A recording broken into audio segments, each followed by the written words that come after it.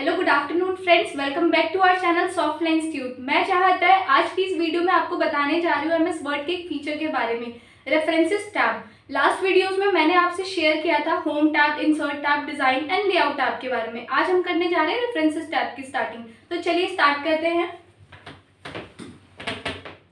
References tab में जो first option होता है वो है टेबल ऑफ कंटेंट्स का। Table of contents gives a list of heading in your document, helping reader navigate easily. It updates automatically when you change headings or page number. Table of content क्या होता है? जैसे आपने documents में आपने बीच बीच में अलग अलग हेडिंग्स ऐड करी हुई है, हेडिंग 1, हेडिंग 2 या हेडिंग 1 में जैसे लेसन 1, लेसन 2, लेसन 3, तो इस ऑप्शन की हेल्प से हम इजीली इंडेक्स क्रिएट कर सकते हैं। जब आप इंडेक्स क्रिएट करेंगे तो आपका इंडेक्स कुछ ऐसा दिखाई देगा, लेसन 1, लेसन 2, लेसन 3। जैसे आप उस पर क्लिक करेंगे विद प्रेसिंग कंट्रोल, जैसे क्लिक करेंगे तो आप डायरेक्ट उस लेसन पे जंप कर जाएंगे। नेक्स्ट है इसमें heading styles. Use pre defined heading styles like heading 1, heading 2 etcetera. Automatic generation of the table of content. इसमें आप अलग अलग हेडिंग्स का यूज कर सकते हो, हेडिंग 1 और heading 2।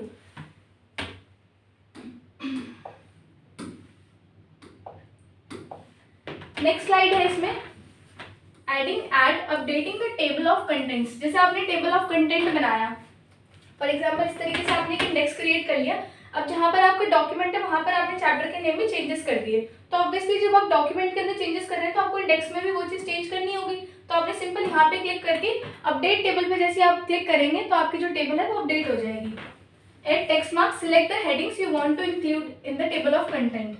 Update table, refresh the table of contents after making changes to headings और पेज नंबर। अगर आपने पेज नंबर हेडिंग्स में कोई चेंजेस करिए तो जस्ट आपको अपडेट टेबल पे क्लिक करना है, तो आपका इंडेक्स है वो अपडेट हो जाएगा। Control A and F9, use this shortcut to update all fields in your document including the table of content. इस पहले आपने सिलेक्ट ऑल करना है कंट्रोल A करके, फिर जैसे आप F9 प्रेस करेंगे तो आपके टेबल ऑफ कंटेंट यानी कि इंडेक्स में वहां पे जो भी चेंजेस करी होगी वो चीज यहाँ अपडेट हो जाएगी। Next we have footnotes and endnotes. Footnotes क्या होते हैं? A footnote adds extra information at the bottom of the page without making the main text too crowded. Second है endnotes, end of document. Endnotes are placed at the end of the document, allowing for a more streaming reading experience.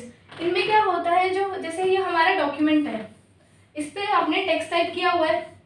अब आपको पता है कि chapters में या poems में, छोटे छोटे बच्चों के बुक्स में सबसे लास्ट में भी इंपॉर्टेंट वर्ड्स की लिस्ट दी होती है, या तो यहाँ पर या तो यहाँ पर। तो जो पैराग्राफ के एंड में आ रहा है this is called and note, और जो पेज के एंड में आ रहा है this is called foot note. इसमें क्या होता है, वर्ड्स के आप मीनिंग्स लिख सकते हो, उनके सिनोनिम्स लिख सकते हो, यानी कि उस वर्ड के बारे में इंफॉर्मेशन नीचे ऐड करना कि इस वर्ड का मतलब क्या है। Next is document style. Choose between footnotes और endnotes based on the preferred style of your document. आप अपने अकॉर्डिंग चूज कर सकते हैं कि आपको यहाँ पे फुटनोट यूज करना है या फिर एंड नोट यूज करना है। Next is inserting citation. Inserting citations, references source. Insert citation in MS Word is used to add the name of a book, article or website you used in your document. It shows where your information came from. इसका मतलब होता है जब आप इस option पे click करेंगे तो हमारे सामने एक डायलॉग बॉक्स खुलता है। उस डायलॉग बॉक्स में आपको सारी इंफॉर्मेशन टाइप लिखनी होती है कि अगर आप कोई बुक क्रिएट करने जा रहे हैं, कोई भी आर्टिकल क्रिएट करने जा रहे हैं, तो उस बुक की इंफॉर्मेशन आपने कहाँ से कलेक्ट की है, उस बुक का सोर्स आपने कहाँ से कलेक्ट किया है, तो वो चीज़ आपको उसके आगे मेंशन करनी होती है कि बुक का नेम क्या है, कौन सी वेबसाइट से आपने इसका सोर्स लिया है, तो वो सारी इंफॉर्मेशन हम इसके अंदर टाइप करते हैं। Next is citation style. Choose from various citation style like APA, MLA, Chicago based on the requirements of your field of institution. जो भी आप काम कर रहे हैं उसके ऊपर बेस करता है कि आप कौन सा स्टाइल यूज करेंगे। नेक्स्ट है consistency. Use a consistent style for all your citations to maintain a professional look and ensure accuracy. इसके अंदर आप अपना स्टाइल सेट कर सकते हैं कि आपकी प्रोफेशनल लुक में कौन सा बेस्ट ठीक रहेगा, कौन सा बेस्ट रहेगा। Next we have managing source. जैसे मैंने आपको बताया कि पीछे हमने जब हम साइटेशन की इंफॉर्मेशन को फिल करते हैं तो वो क्या करता है, हमारी जो इंफॉर्मेशन होती है उसको अपने पास स्टोर करके रखता है। Organized source, the manage source feature allows you to keep track of all your citations one place. जो भी आप इंफॉर्मेशन उसमें फिल कर रहे हैं इंसर्ट साइटेशन वाले ऑप्शन में, वो सारी इंफॉर्मेशन हमारी मैनेज सोर्स अपने पास रखता है, एक प्लेस पे रखता है। Edit and delete. Easily edit और delete existing sources are needed to maintain accuracy. इसके अंदर क्या होता है कि अगर आपको अपनी उसी इंफॉर्मेशन में कुछ एडिट करना है तो बाद में भी उसमें एडिट कर सकते हो, डिलीट करना है तो डिलीट कर सकते हैं। नेक्स्ट है generating a bibliography list of source. The bibliography list all the source you have cited in your document. जैसे मैंने आपको बताया पीछे कि अभी हमने जैसे इंसर्ट साइटेशन का डायलॉग बॉक्स खोलते हैं तो उसके अंदर आप सारी इन्फॉर्मेशन फिल कर सकते हो कि अगर आप कोई बुक क्रिएट करने जा रहे हो तो उसका सोर्स आपने कहाँ कहाँ से कलेक्ट किया है। तो उसी इन्फॉर्मेशन को ये क्या करता है, 2 लाइन्स में शो करता है। जैसे आप बिब्लियोग्राफी पे क्लिक करके इंसर्ट करते हो तो आपकी पूरी बुक की इन्फॉर्मेशन सिर्फ और सिर्फ आपको 2 और 3 लाइन्स में शो होती है। Alphabetical order, the bibliography automatically arrange your sequence in alphabetical order. Next we have adding captions.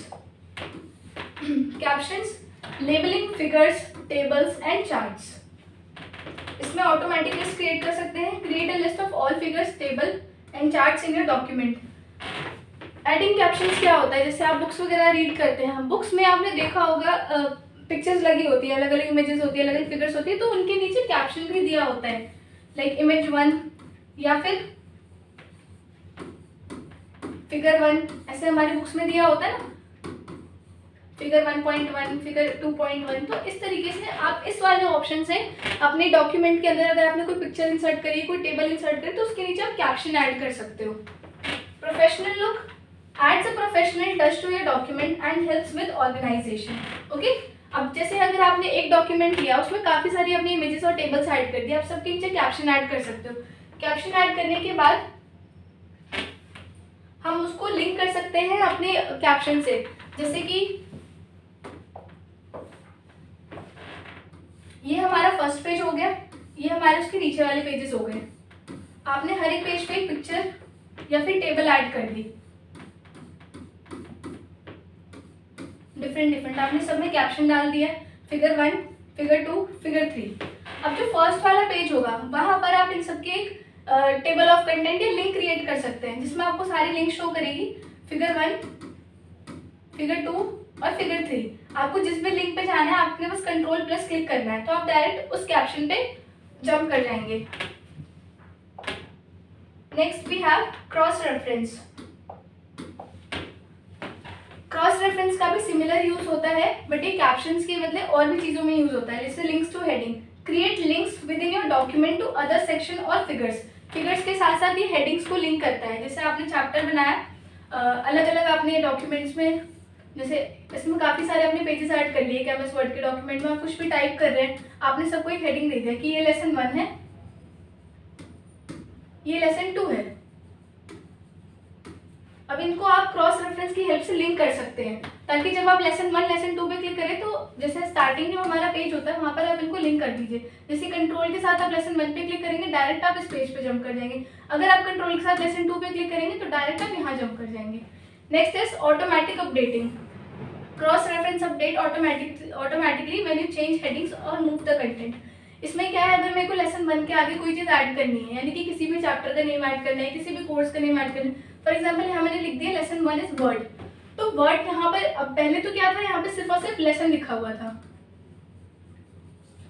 Lesson 1 लिखा हुआ था पहले। अब वहाँ मैंने वर्ड ऐड किया तो यहाँ पर भी तो मुझे करना है ना, तो आपने क्या करना है, बस यहाँ पे क्लिक करके अपडेट पे क्लिक कर देना। अपडेट पे जैसे आप क्लिक करोगे तो वो चीज़ भी यहाँ पर अपडेट हो जाएगी। Next is clarity and navigation. Make your document easier to navigate by providing direct links और रेलेवेंट इन्फॉर्मेशन। वही चीज़ है यहाँ पर भी कि वो डायरेक्ट नेविगेट करेगा।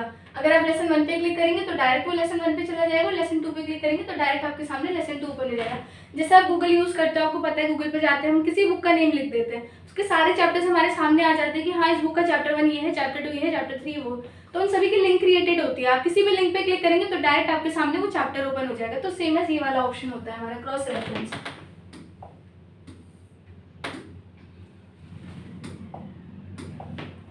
Next we have creating an index. Mark entries, select the keywords or phrases you want to include in the index. आपने देखा होगा कि बुक्स के सबसे लास्ट में हमारे पास एक इंपॉर्टेंट वर्ड्स की लिस्ट होती है। आपने देखा होगा स्कूल टाइम पे साइंस की बुक्स में होता था कि इस बुक में ए से ये इंपॉर्टेंट वर्ड्स है, बी से ये इंपॉर्टेंट वर्ड्स है। तो बुक्स के सबसे लास्ट में ज़्यादातर इसका यूज होता है। लास्ट वाले पेज पे आपको A to Z जितने भी उस बुक में इंपॉर्टेंट वर्ड्स होंगे उनकी एक लिस्ट शो करती है कि A से इस बुक में ये इंपॉर्टेंट वर्ड थे, B से इस बुक में ये इंपॉर्टेंट वर्ड थे। तो इसी की हेल्प से आप एक इंडेक्स क्रिएट कर सकते हो। Insert index, generate N index at the end of your document that list mark entries with their corresponding page number. साथ साथ इसमें पेज नंबर भी शो करेगा कि ये वर्ड हमारा कौन से पेज पे था। Next and last, we have insert citation. Insert citation used to highlight legal references for creating a table of authorities which list all your cited cases and laws. इसका मतलब क्या होता है, जैसे आपने पूरा डॉक्यूमेंट बना लिया और उसको एक समरी क्रिएट करना। जैसे आपको पता है कि कोर्ट में सबसे ऊपर किसकी पोस्ट होती है, जजेस की। जजेस के नीचे होते हैं एडवोकेट्स, एडवोकेट्स के नीचे होते हैं लॉयर्स, लॉयर्स के नीचे होते हैं उनके काफ़ी सारे एम्प्लॉयज़। जब इतने बड़े बड़े केसेस हैं आप तो उन सभी को पढ़ने के लिए जजेस तो नहीं बैठेंगे कि हाँ इतने बड़े बड़े केसेस हैं मैं इनको रीड करूँ।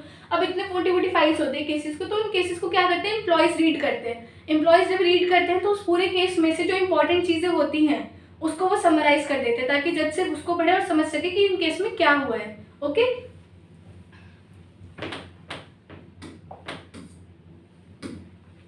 तो इंसर्ट साइटेशन जो ऑप्शन है वो बेसिकली होता है हमारे पूरे डॉक्यूमेंट को समराइज करने के लिए।